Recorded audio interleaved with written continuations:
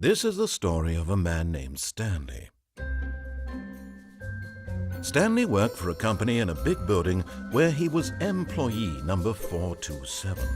Employee number 427's job was simple. He sat at his desk in room 427 and he pushed buttons on a keyboard. Orders came to him through a monitor on his desk, telling him what buttons to push, how long to push them, and in what order. This is what employee 427 did every day of every month of every year. And although others might have considered it soul-winning, Stanley relished every moment that the orders came in, as though he had been made exactly for this job. And Stanley was happy. And then one day, something very peculiar happened. Something that would forever change Stanley. Something he would never quite forget.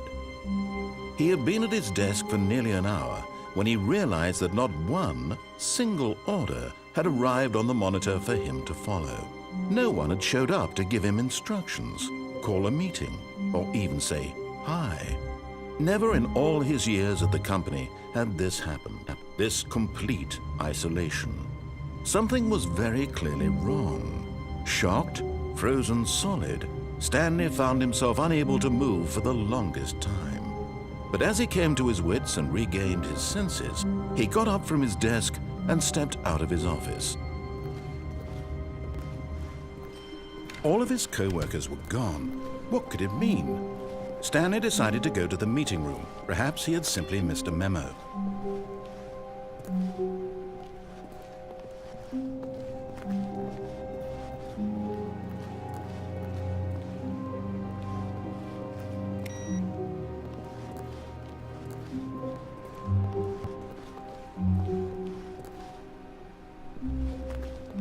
When Stanley came to a set of 2 open doors, he entered the door on his left.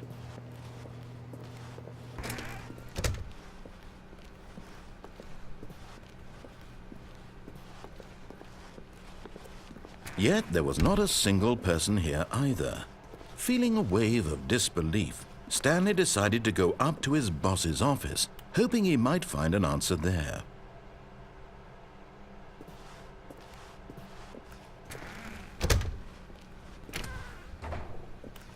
Stanley stepped into the broom closet, but there was nothing here, so he turned around and got back on track. Coming to a staircase, Stanley walked upstairs to his boss's office.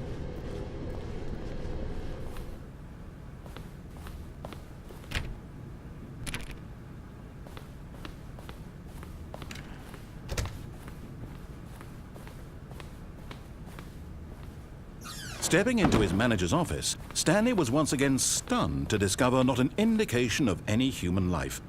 Shocked, unraveled, Stanley wondered in disbelief who orchestrated this, what dark secret was being held from him. What he could not have known was that the keypad behind the boss's desk guarded the terrible truth that his boss had been keeping from him. And so the boss had assigned it an extra. Stanley was in such a rush to get through the story as quickly as possible, he didn't even have a single minute to just let the narrator talk. That kind of anxiety isn't healthy, so he relaxed for a few moments with some calming New Age music.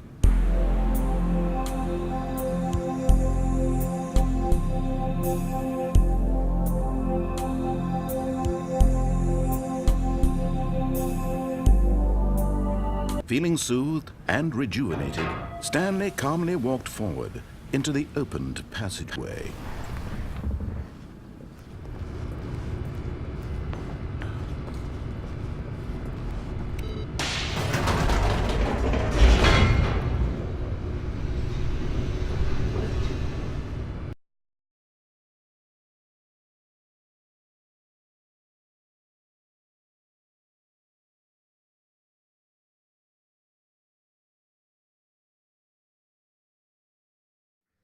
Descending deeper into the building, Stanley realized he felt a bit peculiar. It was a stirring of emotion in his chest, as though he felt more free to think for himself, to question the nature of his job. Why did he feel this now, when for years it had never occurred to him? This question would not go unanswered for long.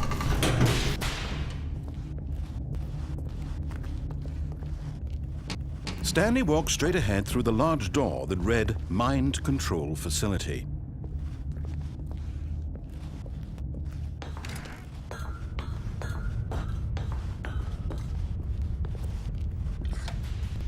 The lights rose on an enormous room packed with television screens. What horrible secret did this place hold? Stanley thought to himself. Did he have the strength to find out?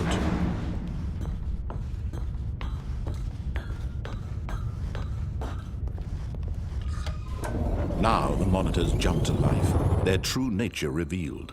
Each bore the number of an employee in the building, Stanley's co-workers. The lives of so many individuals reduced to images on a screen, and Stanley, one of them, eternally monitored in this place where freedom meant nothing.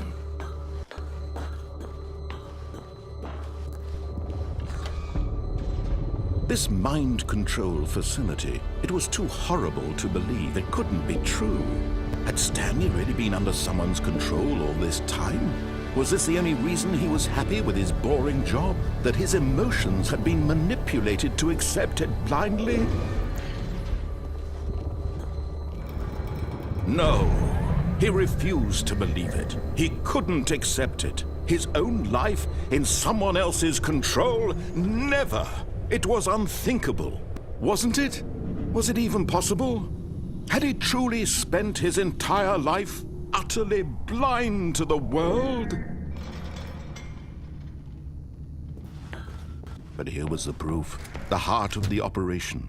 Controls labeled with emotions, happy or sad or content, walking, eating, working, all of it monitored and commanded from this very place.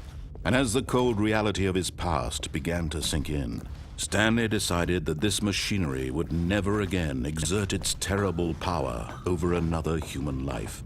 For he would dismantle the controls once and for all.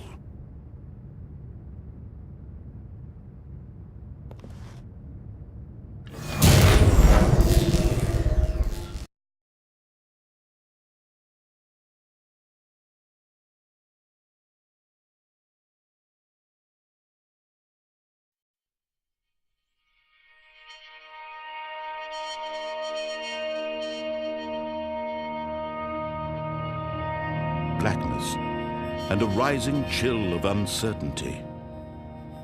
Was it over? Yes! He had won! He had defeated the machine, unshackled himself from someone else's command. Freedom was mere moments away. And yet, even as the immense door slowly opened, Stanley reflected on how many puzzles still lay unsolved. Where had his co-workers gone? How had he been freed from the machine's grasp? What other mysteries did this strange building hold? But as sunlight streamed into the chamber, he realized none of this mattered to him, for it was not knowledge or even power that he had been seeking, but happiness. Perhaps his goal had not been to understand, but to let go. No longer would anyone tell him where to go, what to do, or how to feel. Whatever life he lives, it will be his. And that was all he needed to know. It was perhaps the only thing worth knowing. Stanley stepped through the open door.